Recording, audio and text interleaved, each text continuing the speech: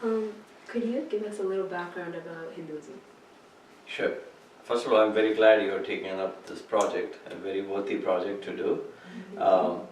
Hinduism is world's one of the oldest religions, and people mostly know that because of the antiquity of India. The roots go back to almost like 1500 BC, even by the conservative estimate. And some people believe it is even ancient than that too.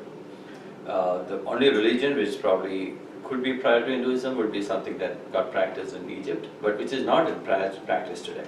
Yeah. So if you look at all the religions which are in practice today, Hinduism is probably one of the oldest religions. Now, it has evolved in certain form, and over the period of time it has continued to evolve. So the forms and practices of this religion has changed over different periods of time. It has got a few things added, it's got a few things taken off, the emphasis has shifted from one form to another form. But in largely, if you see it, it is being practiced in the same spirit with which it was founded around 1500 BC. What are some things that have been taken away or? So when it started off originally, there was a whole emphasis on fire rituals called yajnas and yagas. Yeah.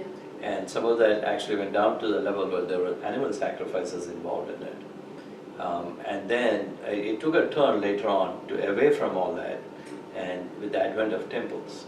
So temple worship became the central point of Hinduism for a while. And then again, as it progressed, the worship shifted from temples even to homes. So what is generally known as puja and all that in the community was a much later add. So there was always some sort of a ritual worship at home, which the Brahmins used to do. But the puja and other kind of worship was a later, much later addition to Hinduism. So that's kind of the evolution that it went through. It went from a large community-centric yajnas and yagas and ritual-oriented to more personal emphasis of things like puja, which happens at home today. So I would still say that today it is more temple-centric than it was when it was originally founded. Okay. So what does religion mean to you, or why is it important? Yeah, religion to me is this pursuit for spiritual truth. So you're trying to find answers for a few things that you don't have answers available today. Now, anything which is an objective truth, we look up to science. Yeah. So the way we talk about that is, yes, there is a way to know. Knowledge comes from, it's either about the thing that you want to know, or it is about the knower, the person who is trying to know. Yeah. Religion deals with this knowledge about the knower. It's not the authentic source for what is known. So this is where some of the problems started happening of the collision between science and religion came in, because as science started to prove out a few things, some of the speculations or hypotheses that religion had about objective knowledge were under question, and that is okay, because that religion is not the authority for about the objects. But when it comes to turning inward and looking at who am I, religion plays a much important role. And I think it means a lot in life. If you want to make a living in a good, healthy way, religion is playing a big role in that aspect. How so? There are a few things as we go through life in terms of faith, of where we park our fears, how do we deal with anxieties, right? At the very basic level. Yeah. And religion provides some way of addressing that. Then it comes to saying, people search for meaning. Why am I here? What is this all about? This search for meaning, again, religion provides you with that way to inquire about it. And then at the third level, you'll come to and ask, okay, then what is the truth about everything? I see the whole universe around me, I have my family, I have living up to certain things, some things happen to some people, some things don't happen to some people. And you try to find answers to that. This quest for truth, again, religion provides a way of addressing those ones too. So that's why religion is important, because it gives you that freedom and to expand internally. Okay. What are some deities that are part of Hinduism? What deities are part of it? Yeah. Deity worship, in fact, was introduced to Hinduism after an abstract concepts of God came in first. The original concepts were not deity based. what they found is that the people who came up with the original concepts of like, we always talk about Atman and Brahman, which are very, very abstract concepts. And it's very difficult for people to observe or understand what it is. Or even what is a spiritual path. How does one go through a spiritual inquiry? And this problem was solved by using stories or objectifying that kind of a path into something. So most of the Hindu deities are highly symbolic. Yeah, so they are not, I wouldn't say they're exactly living entities, but they are very, very, very symbolic, and use of them to transcend them is what happens with deities. So there are many deities, 3 of them are very prominent, which we call as Shiva, who is a god for destruction, and Vishnu, who is a god for preservance, and then Brahma, who we call as the god for creation. So creation, preservance, and dissolution are 3 big concepts, and there are 3 deities around those 3. Shiva, Vishnu worship are very popular, but in addition there are a lot more other deities that you'll find. So every concept you can think about becomes a deity. So we have Saraswati to represent education. We have Lakshmi to represent prosperity. We have Ganesha to represent wisdom, as well as removal of obstacles in what we do. So all these deities help you to do is to focus your mind in certain way at certain points. If all your focus is about not having any obstacles in the way you want to execute, you probably want to think about Ganesha at that point. If your focus in the mind is all about education or learning, you probably want to focus on Saraswati that day. If you are wishing somebody prosperity for the rest of the year, you're thinking of Lakshmi at that time. So that makes it very easy from that point of view. But at the same time, there's an underlying aspect that the more you can focus, then there is a way to communicate with the one God in different forms and different manifestations. So deities are also a representation of the different manifestation of one God. So underlying Hinduism believes in one God, but is not exactly the monotheism of other religions that you'll find. There's little difference between the monotheism of Islam and Christianity or even Judaism as compared to the Hinduism's concept of a Brahman, which is one. It just stops there saying it is one. Yeah. That includes you also. How might Hinduism relate to like other religions, like Christianity? Yeah, unlike other religions, which Christianity or Islam, to a certain extent Judaism too, Hinduism doesn't have a single founder. It doesn't attribute itself saying this was founded as one single religion by somebody or something. It attributes back itself to a set of books called Vedas, which are books of knowledge. So there was no prescribed boundaries of who a Hindu is and who is not a Hindu at the time. As long as you are in the spiritual path, you want to do a spiritual inquiry, and you are taking your initial wisdom from the Vedas, then yes, you are a Hindu at the time.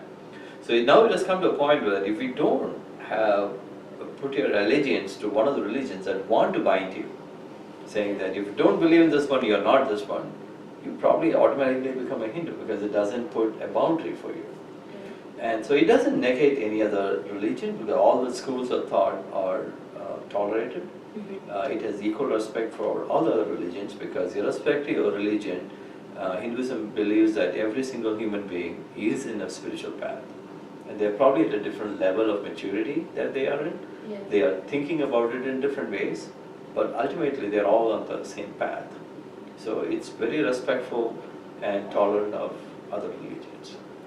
What are the pillars of Hinduism? There are 3 texts underneath. The foundation is the Vedas, which are 4 different Vedas: Rig, Yajus, Samas, and then Atharva. There are 4 different books. It's a compilation of different texts. Good part of the text is also actually lost, but then we have retained a good part of it. That forms the foundation of things. But then beyond that, we call this as a Shruti and Smriti. Shruti are things which have been handed over from the original founders of this religion. And the Smritis are how they were interpreted over different periods of time. So Shruti and Smritis form the foundations for religion. And so Bhagavad Gita, which is a very well-known text, is a Smriti. is not considered as a Shruti. Upanishads, which are the foundational spiritual texts or philosophical texts, are Shruti. They're part of the Vedas. They're considered as originally given by one of the founder rishis of the time. And then there's a third text which is known as the Brahma Sutras, which is a very highly philosophical text. It goes to some abstract thinking about this concept of Brahman, and that's the third foundation. So 3 pillars is what everyone talks about, which is called the Prasthanatraya, which is like Smritis like Bhagavad Gita, Upanishads, which is the Shruti, and the Brahma Sutra, which is an attempt to form that. In addition to it, there are a lot more aspects to religion, which are different schools of philosophies. There are 6 schools of philosophy in addition to all these things. What are some festivities that are part of Hinduism? Festivities are performed under Hinduism, because this is where we get into a little bit of difficulty, right? You know, is a religion defines a festivity, or does a festivity really define the religion? The religion is way beyond festivities. Festivities is where more of the community gathers together to celebrate. And the most popular one is Diwali. Diwali is a festival of light. As much as it is a festival of light, it is a festival, it's a celebration of knowledge. And it's also a celebration of win of good over evil. And it's a celebration for us to commit ourselves to find this light which is within ourselves, or the light which illumines the entire universe. That's what Diwali is. One festivity probably is celebrated across, and there are a number more of them which are sometimes more regional than national in aspect of it. So there is Ram Navami, which is supposed to be the birthday of Rama, Lord Rama.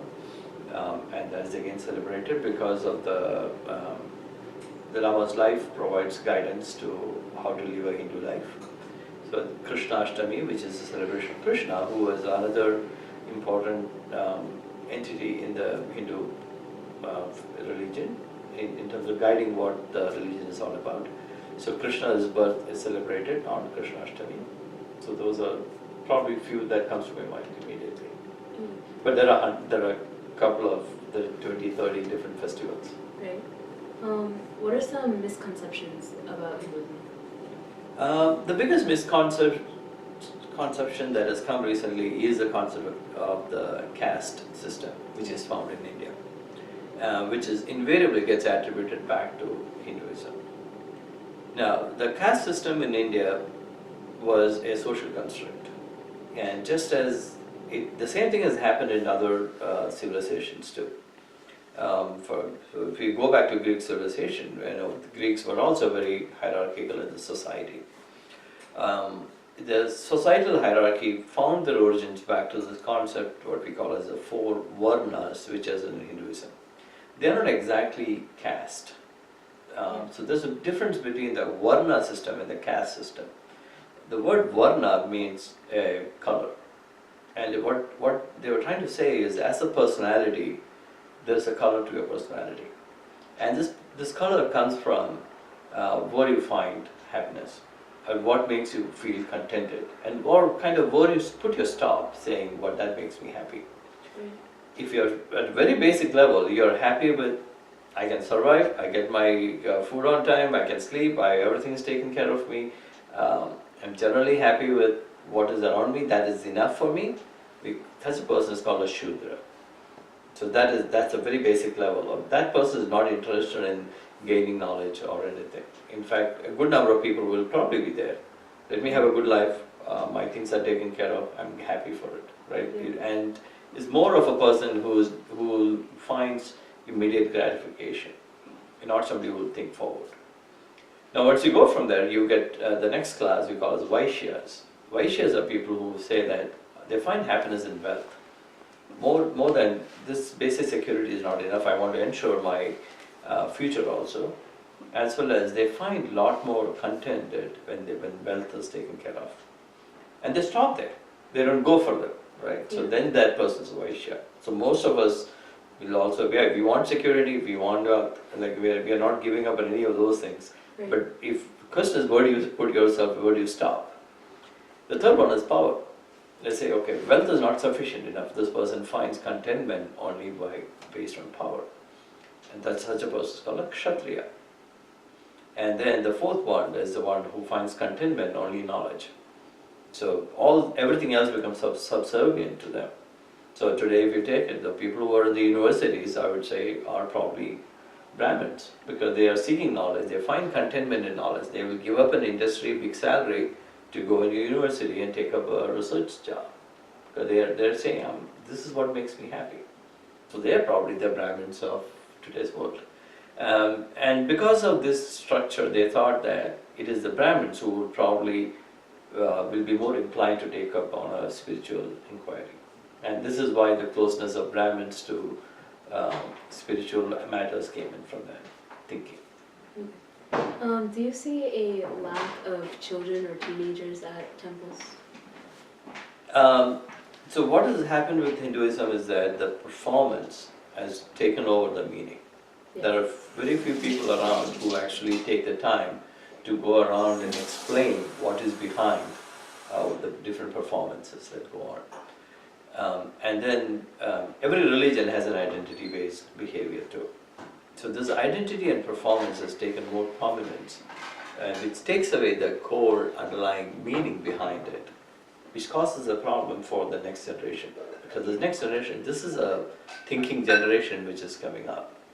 And this generation needs to, they have questions, they look for answers, and they need to be given those answers. Because without that, it becomes a pure conformance without meaning. And that's probably the reason why you will not see many participation in the temples for the next generation. Because in the previous generation, there are people at least have some thoughts around this one, are able to find answers and able to relate back to it. And this relation back to the temple worship is a challenge. And I'm hoping that the more and more people will come out to make it very clear and what it is and what we gain from it and what is in it for you when you participate in something like a temple worship, which is very metaphorical in lots of ways. But for people of faith, it is also an expression of faith. So it serves both purposes, and to understand what serves who, we need to have the strength behind. So I wouldn't blame the people who are not showing up, I would blame the people who are unable to explain it to them why they should be there and how it can help. How would you inspire kids our age to be involved in religion? I make my own attempts to reach out as much as I can and bring out the meaning behind it, understanding behind it. And I would also encourage the parents to do it. Because the best teachers in our lives are our parents, and that's who we look up to. Right? So this teaching needs to happen from home. And if that to happen from home, the parents need to be aware. So personally, I do my best to share as much as I know and encourage them to find out more. Because this knowledge is not captive to anybody.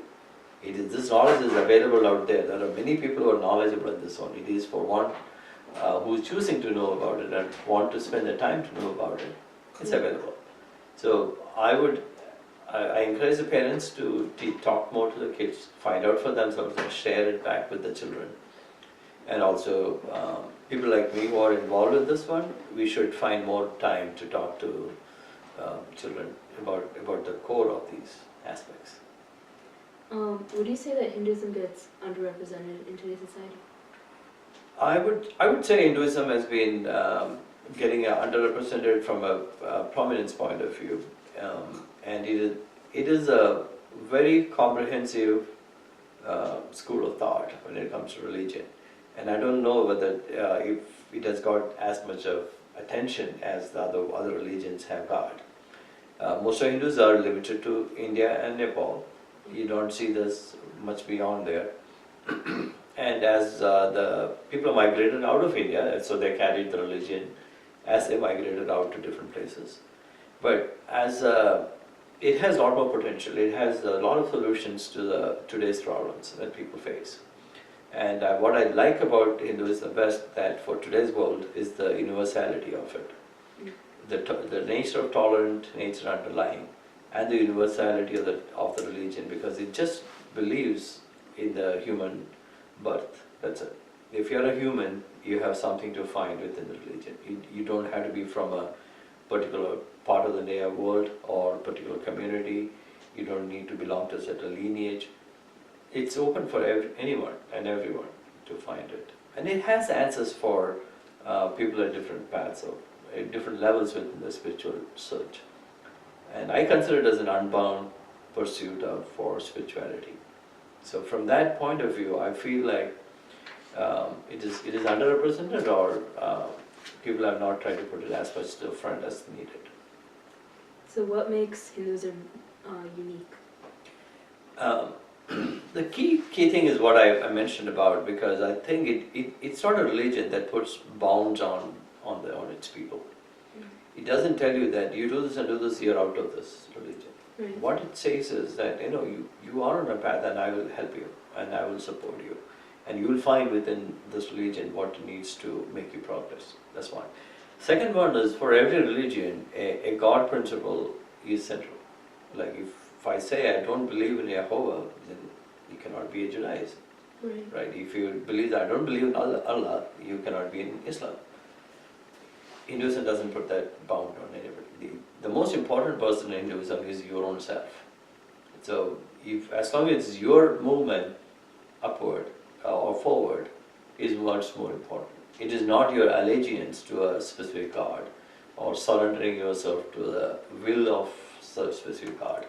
That is not the call of the religion. The call of the religion is to look inward and find the light within oneself, and find that light, and then find the light which is within this universe.